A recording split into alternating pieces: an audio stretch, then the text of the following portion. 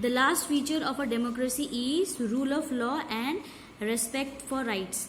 Zimbabwe attained independence from white minority rule in 1980. Since then, the country has been ruled by ZANU-PF.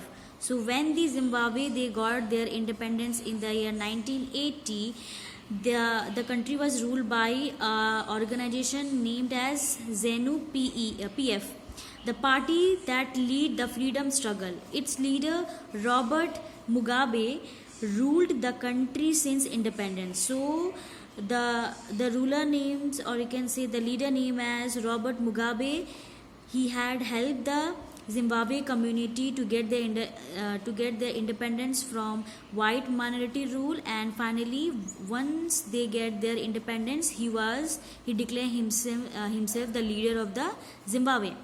Elections were held regularly and always won by ZANU-PF. So whenever the election were held after the independence, only the organization ZANU-PF would win.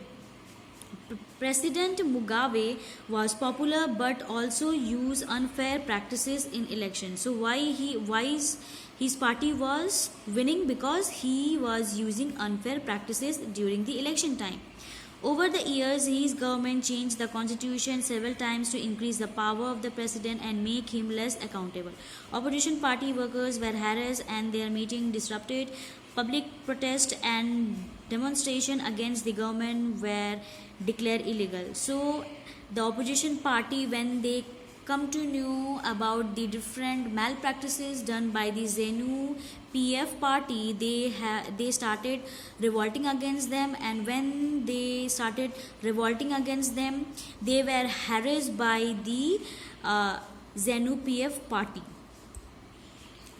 There was a law that limited the right to criticize the president. Television and radio were controlled by the government and gave only the ruling party's version. There were independent newspapers, but the government harassed those journalists who were against it.